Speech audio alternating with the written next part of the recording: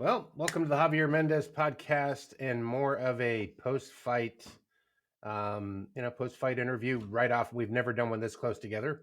So, how was that for you? How watching Umar take that fight? That was scary for a moment there. I'm sure.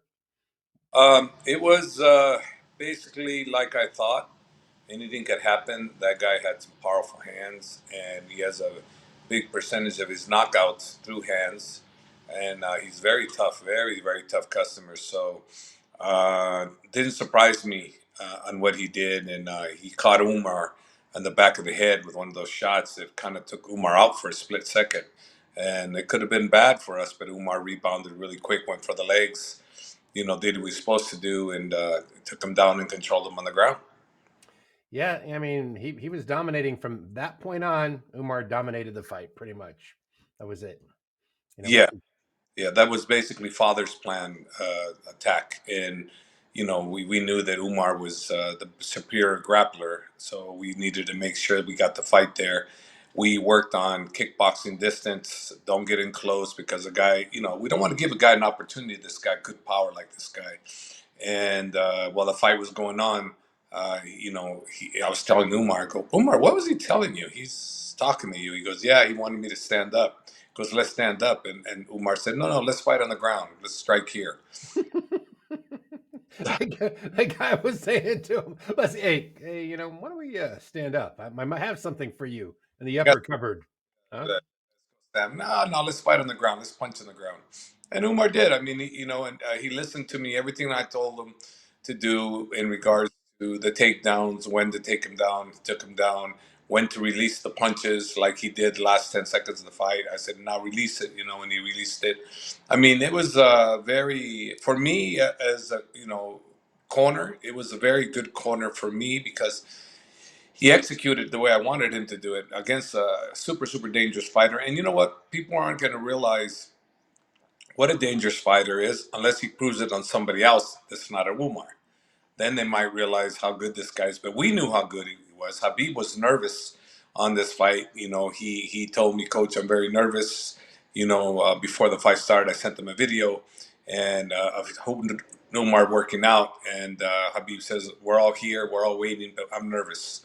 And then you know why he's nervous? Because whenever you have an individual that can put you out, you got to be nervous. You can't be overconfident when you have someone that's that good. And this kid's that good, and props off to him. He never gave up. He always kept trying, and but we were the superior fighter, more experienced, and so he's one step closer, and hopefully, he'll get somebody at top five like he wants Corey Sandhagen. Hopefully we get that fight. Let's see what happens. Yeah, Bexat. I was looking at him. I go, man, guy's almost a mirror image of Umar. And give or take a little bit of speed. Who knows who's actually faster? But they're so close. After watching tape on him before the fight, I go, ooh, and that guy's powerful. He's got heavy hands too. He drops Oh, people. yeah, I knew that. I knew, and that's why we kept kickboxing range. I didn't want to be inside boxing with this guy. Could take our lights out. This guy's that good. But I realized, and the guy was good on the ground too. Don't get me wrong. Just that was where we basically had the edge on the ground. So that's where we wanted to fight. We had that slight edge on kickboxing, and I mean slight. I don't mean tremendous edge. I mean really slight. But I knew on the ground we had a big edge. So that's where I wanted the fight to go. And hey, let's face it, Umar did make it exciting on the ground. He didn't make it a boring just lay on you. He tried to finish the guy. He tried to hit him. He tried to hit him as well as he could. And, therefore the scorecards showed that he was trying because he thoroughly dominated, in one judge's eyes, a 10-8 round. Yeah, it was crazy. I mean, this guy. I mean, even Umar said in his interview, he goes, He's like, I'm still not fully recovered yet. I'm at 50%. He goes, I hate to admit it, but I'm at 50%. So that's how he felt physically. That's what he Well, said.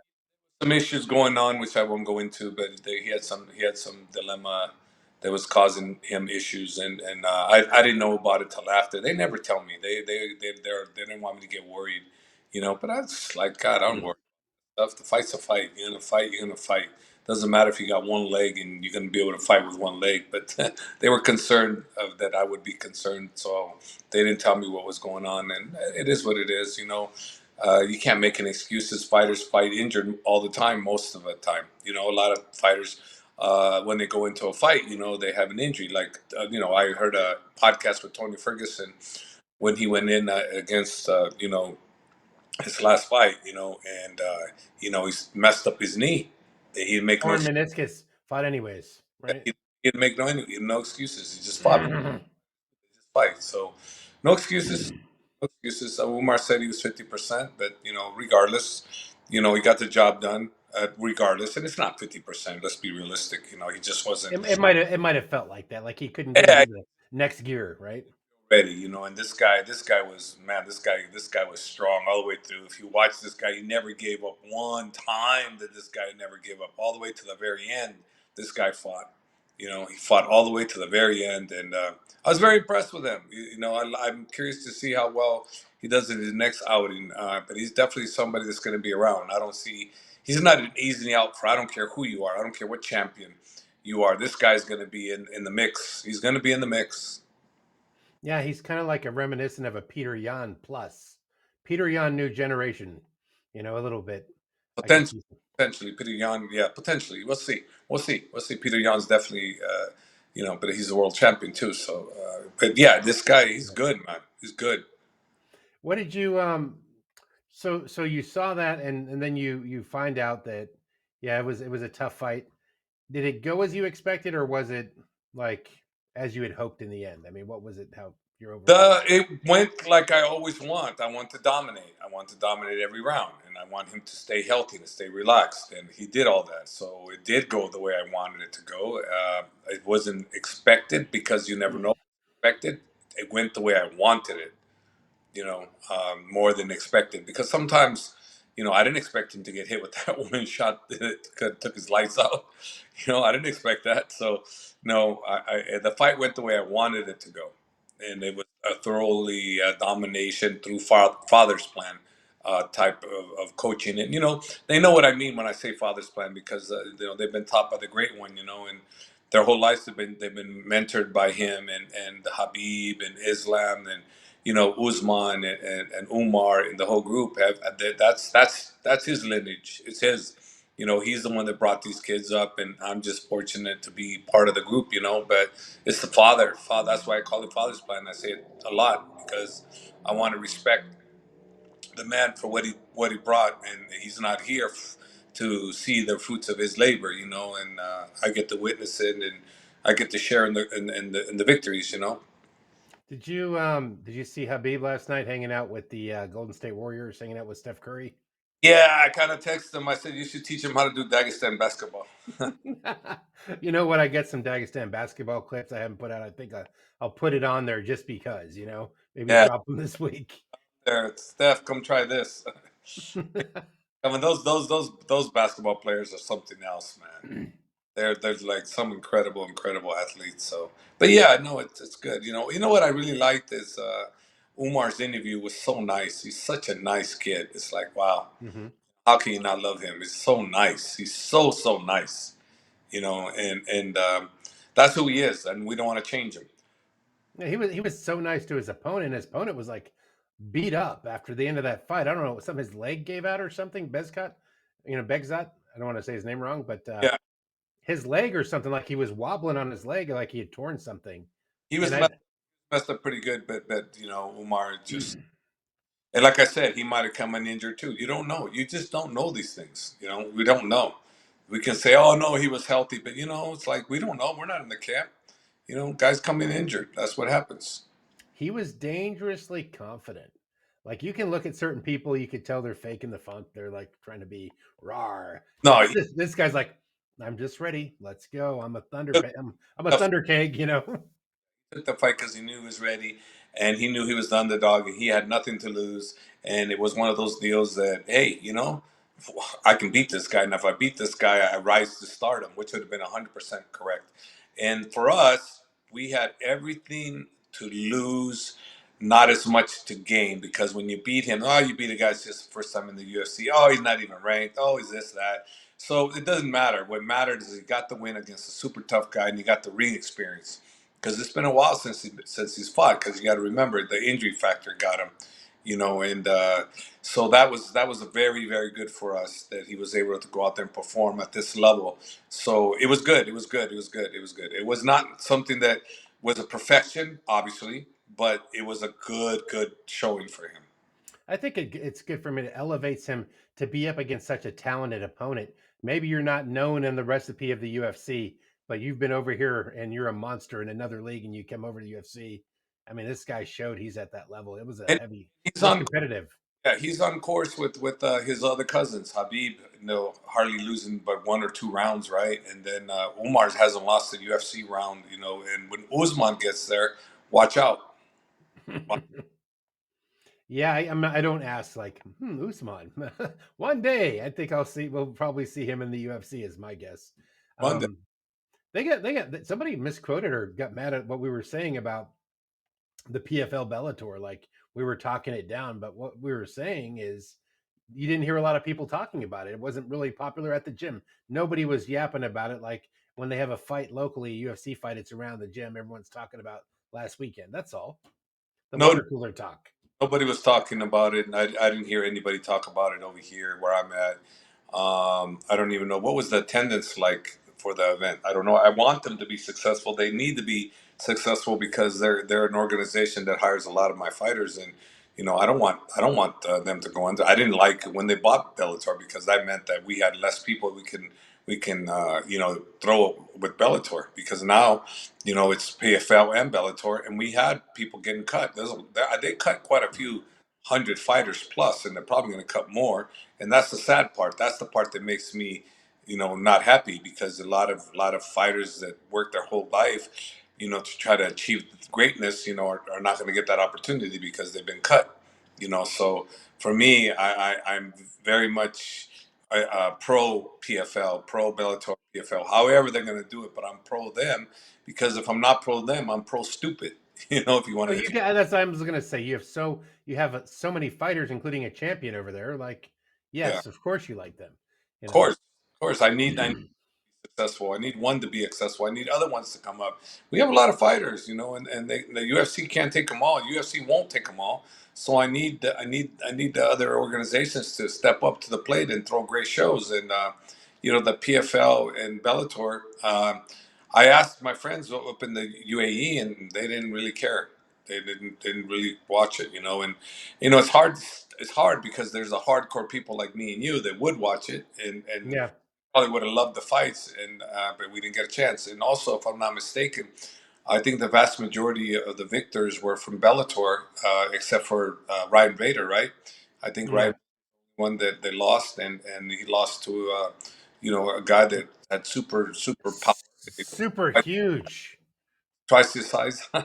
It was insane. And that guy's like, because he's supposed to be like, Ngannou was supposed to like maybe or could have faced off with him, but he like didn't mess with it. Kind of just chilled out, like, nah, I'm cool, you know. But Ngannou's got his boxing coming up. He's gonna go fight a hell of a boxer, Anthony Yeah, Joshua. Josh, Hell of a hell of a boxer, and let's see how he does. Don't count Ngannou out. You know, Yeah, I, I don't think he's favored, but I don't think people are counting him out either, because he took a good shot. And Anthony Joshua, in my opinion, is can be broken mentally. I've seen it. I've seen it with my own eyes, where I perceive to be a mental breakdown. So I think that Ngannou has a chance on the technical aspect. No, but a power aspect, yes. A courage aspect, yes, because Ngannou's got great courage, great chin, and that power of his is lightning. With that speed.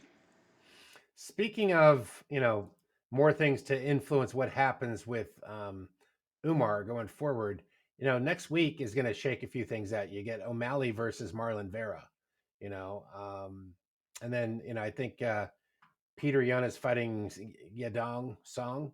Song Janong, Yeah, yeah. So there's some fights being there. I think they're in the same weight class as yes, Umar, aren't they? Aren't okay. Song Janong, yeah, and he's good, man. Song's good.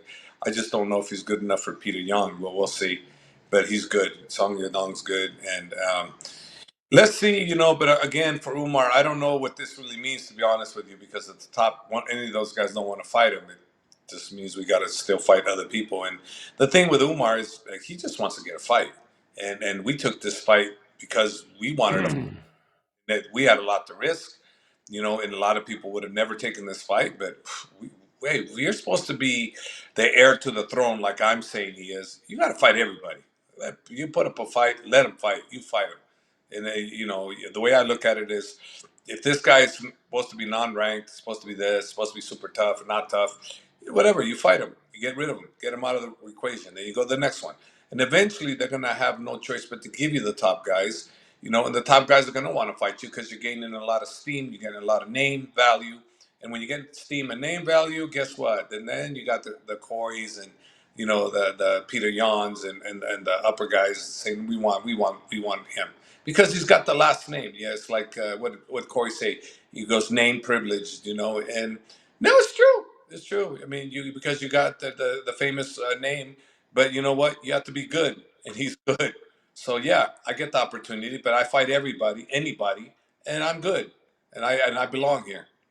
Yeah, he's even having the name privilege for Umar, he's been on one hell of a waiting list and unfortunate events to get to the top of the mountain, but he's getting there, and that's the most important part. And I'm happy he took another step forward. Yeah, Uh, let's let me see. ask, fights to watch this coming week. Just want to name them real quick. Um, Gilbert Burns, Jack Della Maddalena. What are your thoughts on that one? That's a good fight. I don't know. I don't know Jack. I follow Gilbert on Instagram, so I'll go with Gilbert based on my Instagram connection. Best. Jack beat Kevin Holland his last out. He's 16-2, and he hasn't lost the first two fights he ever had. So he's 14 straight since his last loss.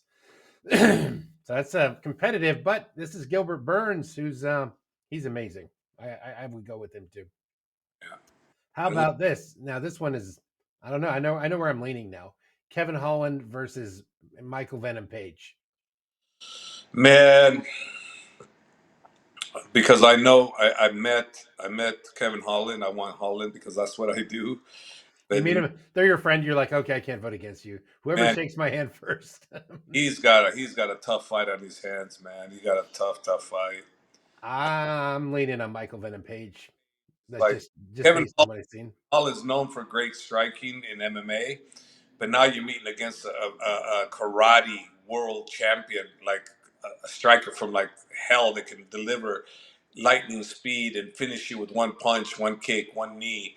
I mean, this guy's unreal what he can do with his hands and knees, and kicks. I mean, this guy, MVP man, he's so fun to watch, so fun to watch. And Kevin Holland, he's also fun to watch. But let's see what happens. I'm going to go with Kevin only because I know Kevin, but I know he's got a tough task. Dustin Poirier versus Benoit Saint Denis. Oh my goodness, this is kind of reminiscent of Umar just fighting the who he just fought. You know what I mean? It's Well, like, but Saint Denis is like the guy that's coming out the jackhammer out of yeah, left field, it's taking people's heads off. yeah. Take his heads off. And let's see if Dustin can still prove he's the diamond. So let's see. That's going to be a tough fight. I don't really know. That's a real tough fight. And let's see what happens. Sean O'Malley, Marlon Vera for the last one, Hav. Sean O'Malley and Marlon. I mean, Marlon got him last time with the low kick. If he can damage him early, like he did last time, with the low kick or something like that, I mean, it's good possibility. Sean has. I mean, Vera's got a chance, but I'm. Let's see what he can do. Cheeto is really going to be fun. He's really going to be in his space, but I just don't know if he has enough skills for O'Malley. O'Malley's just kind of rise to another level. But Cheeto's also impressed the hell out of us too as of recently because he jumped to another level too. So you don't Yeah, know, like like 50 Cent, 50K Dan. He's really improved all the time. So you know what I'm talking about, Dan Dan. EJ. Yeah, Danning, 50 Cent, 50K, 50K Danning. Danning is like, he's a guy that, you think, oh, he can do this, but he goes out and does that. So, don't count Cheeto out, is all I'm saying. I know he's not favorite, but don't count him out. Do not count him out. Do not. But yeah. blown away. He could, but I wouldn't count him out anyways. Well, it's going to be a good fight to catch. Hopefully, you can see that one. But you might be overseas. You're going home for a few days. I'm going home and then I'm leaving this week to Dubai, back to Dubai to get some business things going. Like I said last time before you cut me off, I'm working on Javier's Choice Tuna. And then I'm working also on a book, coaching book, and it's called The Sit Down. And I started with that, so I'm going to do a coaching, but it's not going to be about coaching fighters. It's going to be about coaching fighters and people in life and how to achieve, the best that it can in what they would desire and what makes them tick. For instance, if you want an A in your your class and you need that motivation, that hopefully reading my book will give you that motivation you need to go get that A or get that job, or climb up the ladder in the fight world, and or be the best mother you could be the best father you can be, and that's what I want because my whole life I've done that. It hasn't been coaching just fighters; it's been coaching people in life and making the right choices. And when you make the right choice, you have to go out there and make the effort and determination, and you have to love to want to go to work, or don't even call it work because you love what you're doing because it provides for your children or provides for you or you see the future in it. And that's what I want to do. I want to empower people with the power of love. That's a good book. Looking forward to see that come out. Of course, there'll be links on here when it does come out, so people Of can course. get it. But that's awesome, Hobbs. So it looks like you get some traveling to do. You just wrapping up tonight, taking off tonight. Yeah, I'm super tired. I didn't get any sleep. I've been getting up every 15 minutes or so, 20 minutes to the restroom. I got like food poisoning, so that wasn't fun. It's not fun at all. You know, Oh, decided to do this interview with you quick because, man, I'm not fun. This is not fun. Food poisoning is not fun. I mean, it's like, wow. get better. You're getting even skinnier with it. I'm. Thanks for watching, everybody. Hit the like and subscribe button.